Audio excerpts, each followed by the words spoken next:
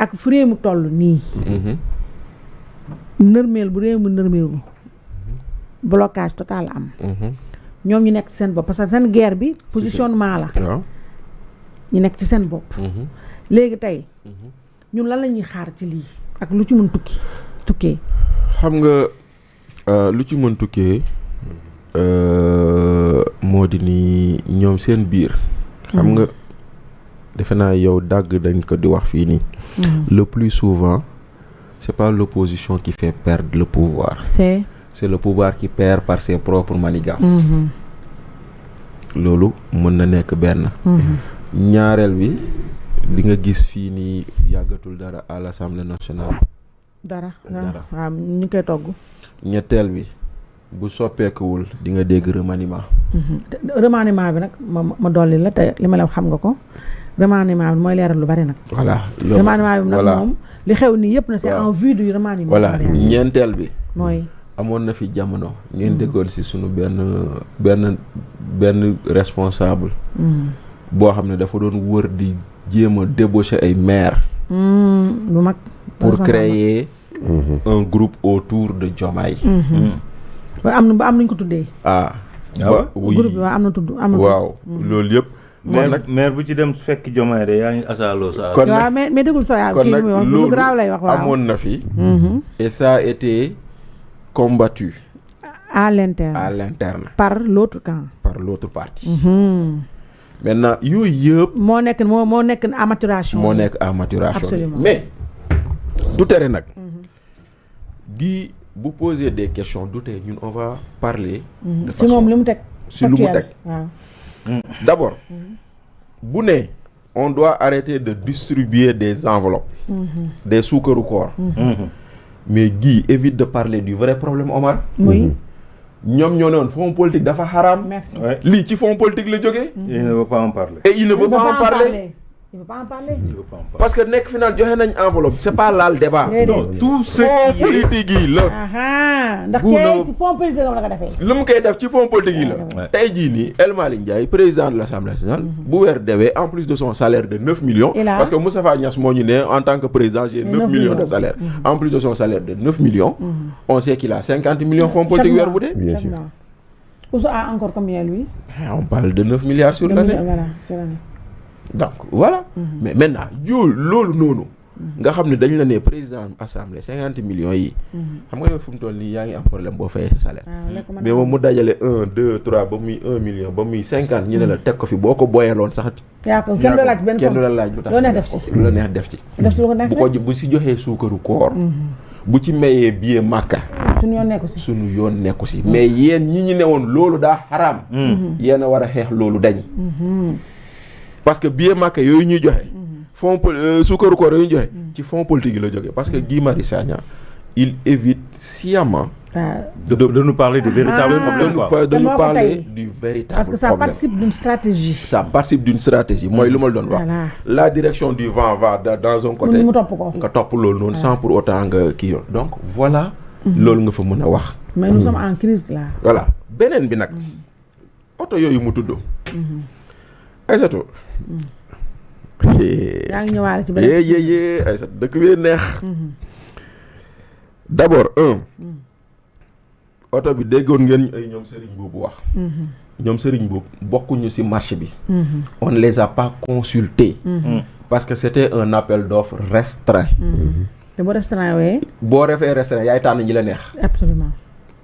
yaa ngi dégg c'était un appel d'offres restreint c'était pas un appel d'offres ouvert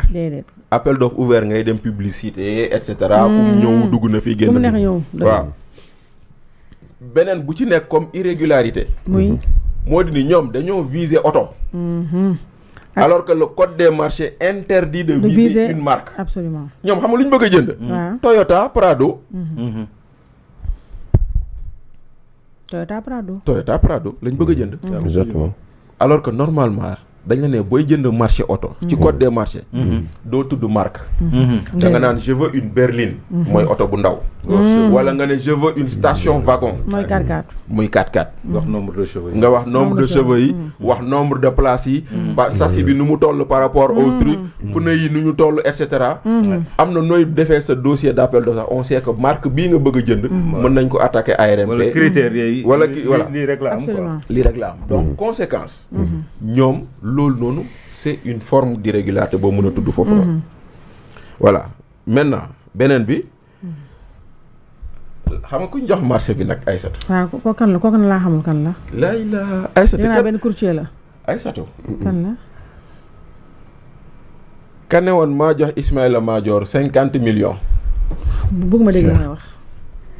mbaadu Alaaji Cheikh Gueye mu baax mi ka ne woon maa jox Ismaïla Madior 50 millions moo gagné marché bi Alaaji Cheikh Gueye mu baax mi waaw te mu nekk léegi ci bracelet non nekkul ci bracelet dañ ko ne moo bracelet mu ne maa bañ moo waroon ñu defal ko liberté provisoire kese moom nekkul sous bracelet nekkul ci bracelet liberté provisoire sans bracelet da nga ne bracelet mënu maa bañ mu ne moom homme d'affaires la kookoy mu ne moom homme d'affaires la day tukki day dem di ñëw léegi moom lañ ko jox kooku lañ jox déggoo leen dañ si dagg leen lii déggoo leen ñu ne sénégalais gagné marché bi waaw te kenn ñëwee tudd man nag maa la koy wax nag Cheikh Gueye lañ jox marché moo ci nekk et Cheikh Gueye amul concessionnaire déedéet mooy courtier n'est bi pas concessionnaire courtier la courtier la te amul benn concessionnaire man de maa la ko wax représenté wul benn marque ak CFAO ouais moo nekk en face waaw man maa la ko wax courtier la man maa la wax loolu marché boobu noonu c'est-à-dire l'entreprise combien de dafa milliards gagné marché bi rek def ci turam rek Cheikh de Gueye combien de milliards si on part sur lu ñu wax ñoom que oto bi 50 millions lay jar c'est 8 milliards nangam non ba pare si foofu Bachir ma dolli la dara ci liñ ne 50 millions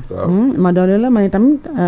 xam nga nag maa yow dañu am fu ñuy kiiwee fu ñu déggoo ñoo bokk fu ñuy tànkee ñoo bokk fu ñuy tànkee man ak yow waaw da nga maa ëpp fit rek xam nga man nu tàppet laa man ndax damaa bëri njaboot na mu tàppet laa waaye man boo xuusee may ma fit ma dugg leen waaw boo xuusee